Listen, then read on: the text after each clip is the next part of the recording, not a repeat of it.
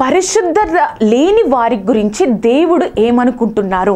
మొట్టమొదటిగా పరిశుద్ధత లేని వారి గురించి, పరిశుద్ధత హృదయంలో పరిశుద్ధత లేని వారి గురించి అసలు దేవుడు ఏమనుకుంటున్నారో మొట్టమొదటి పాయింట్లో దేవుడు మనతో మాట్లాడాలనుకుంటున్నారు. మనం ఎలా కనిపించాలనుకుంటామండి వేరే వాళ్ళకి? మనం దినచర్యలో ఏం చేస్తూ ఉంటాం? మన వస్త్రాలు శుభ్రం చేసుకుంటాం, మనల్ని శుభ్రం చేసుకుంటాం, అందరికీ సరిగ్గా కనిపించాలని, అందరికీ చాలా చాలా మంచిగా కనిపించాలని మనకి మనం ఒక దినచర్యలో ప్రతిరోజు చేసుకునే పనే. మనం వస్త్రాలను శుభ్రం చేసుకుంటాం, మన శరీరాన్ని శుభ్రం చేసుకుంటాం, మన తలని శుభ్రం చేసుకుంటాం. ప్రతిదీ కూడా ఎందుకు అంటే పరిశుభ్రంగా ఉండాలి అని, మిగతా వాళ్ళకి సరిగ్గా కనిపించాలి అని మనం అలాగా ఆ విధంగా పరిశుభ్రత పాటిస్తూ ఉంటాం. అలాగే మన హృదయం కూడా ఒక పరిశుద్ధమైన జీవితాన్ని జీవించాలి. ఎలా అంటే మన యొక్క మాటల్లో, మన యొక్క ప్రవర్తనలో, మన యొక్క తలంపుల్లో, మనం మాట్లాడే మన ఆలోచనలో కూడా పరిశుద్ధమైన ఆలోచనలు కలిగి ఉండడం, పరిశుద్ధమైన మాటలు కలిగి ఉండడం, పరిశుద్ధంగా ఉండడమే పరిశుద్ధమైన జీవితం అండి. ఒక్కసారి మనం గమనించామా? మనం ఇంతగా మనం దినచర్యలో ప్రయాసపడుతూ ఉంటాం, పరిశుద్ధత కోసం మనం ఇంత దినచర్యలో ప్రయాసపడుతూ ఉంటాం కదా. మరి మురికిగా ఉన్న వారి దగ్గరికి మనం వెళ్ళడానికి ఇష్టపడతామా అండి? కనీసం వారితో స్నేహం చేయడానికి ఇష్టపడతామా?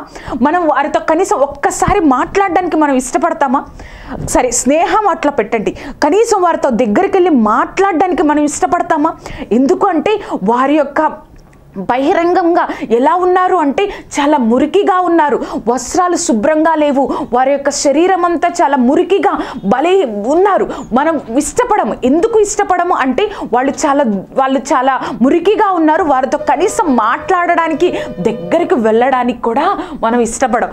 మనం ఈ లోకంలో ఉన్న వాళ్ళమే మనం ఆలోచిస్తే మన హృదయాంతరంగంలో ఎరిగిన దేవుడు మన చెడ్డ తలంపుల్లో, మన చెడ్డ ఆలోచనలో, మన చెడ్డ ప్రవర్తన మన హృదయం నుంచే వస్తుంది కదా. ఆ యొక్క హృదయాన్ని పరిశీలించే దేవుడు మన పాపి అయిన మనల దగ్గరికి వస్తాడా అండి? ఒక్కసారి ఆలోచించండి. మన హృదయంలో చెడ్డ తలంపులు, చెడ్డ ఆలోచనలు, చెడ్డ ప్రవర్తన కలిగి ఉన్న మన దగ్గరికి దేవుడు వస్తాడా? దేవుడు చెప్తున్న మాట ఏం చెప్తున్నాడో తెలుసా? అవును, ఈ లోకం చూస్తూ ఉంటుంది నిన్ను ఒక పాపిగా, నువ్వు చెడ్డ తలంపుల్లో, చెడ్డ ఆలోచనలో, చెడ్డ ప్రవర్తనలో ఉన్నావు, కానీ నేను ఆ పాపాన్ని ద్వేషిస్తున్నాను కానీ నిన్ను కాదు. నీలో ఉన్న పాపాన్ని ద్వేషిస్తున్నాను కానీ నేను నిన్ను ద్వేషించట్లేదు అని దేవుడు చెప్తున్నాడండి. ఆ యొక్క ఏ విధంగా దేవుడు చెప్తున్నాడో చూద్దామా? యోహాను సువార్త 8వ అధ్యాయం 3వ వచనంలో అక్కడ శాస్త్రులు, పరిసయ్యులు వారందరూ కలిసి వ్యభిచారంలో పట్టబడిన స్త్రీని యేసయ్య దగ్గరికి తీసుకొచ్చారు.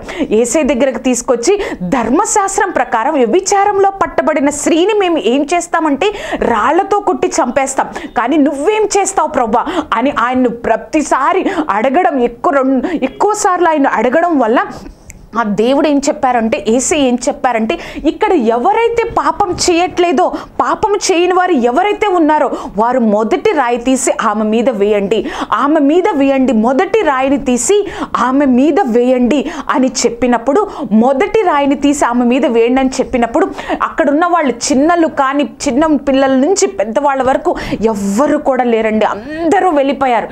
కానీ దేవుడు మాత్రమే మిగిలి ఉన్నారు, దేవుడు మాత్రమే మిగిలి ఉన్నారు.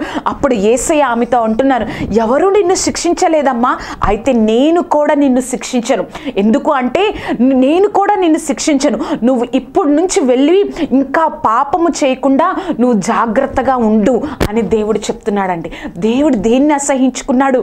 ఆమెను అసహించుకోలేదు, ఆమెలో ఉన్న పాపాన్ని దేవుడు అసహించుకుంటున్నాడు. ఒక మురికిగా ఉన్న వ్యక్తి దగ్గరికే మనం వెళ్ళలేమే, కానీ మన ఆలోచనలో మురికి పట్టిన మన హృదయంలో, మన తలంపుల్లో, మన ఆలోచనలో, మన ప్రవర్తనలో, మన మాటల్లో మురికిగా ఉన్న మన హృదయం దగ్గరికి దేవుడు వస్తానంటున్నాడు. నువ్వు నా దగ్గరికి వచ్చినట్లయితే నేను నూతన అపవిత్రమైన వస్త్రాలను తీసివేసి, అపవిత్రమైన ఆలోచనలు తీసివేసి, అపవిత్రమైన ఆ యొక్క తలంపుల్ని తీసివేసి నూతన వస్త్రాన్ని, పరిశుద్ధమైన వస్త్రాన్ని, నూతన హృదయాన్ని నీకు ఇస్తానని చెప్తున్నాడు.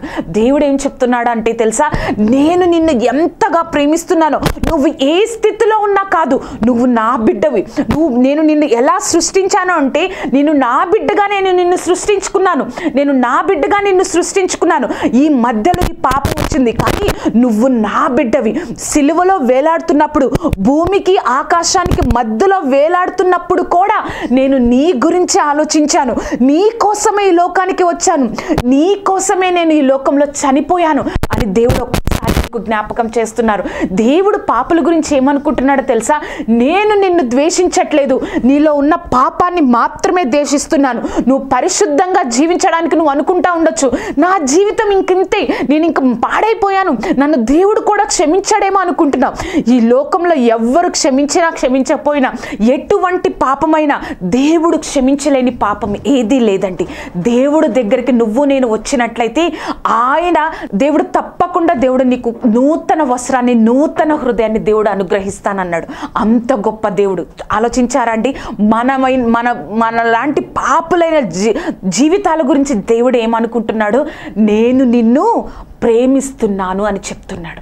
ఒక్కసారి ఆయన వైపు తిరుగుతావా? ఆయనకి నీ హృదయాన్ని ఇస్తావా? నువ్వు ఎటువంటి పాపంలో ఉన్నా, ఎలా ఉన్నా కూడా ఆయన వైపు తిరుగు. పరిశుద్ధమైన జీవితాన్ని, ఎంత చీకటిలో ఉన్నా నువ్వు ఆయన దగ్గరకు వస్తే ఒక గొప్ప వెలుగు వంటి జీవితాన్ని నువ్వు జీవిస్తావండి.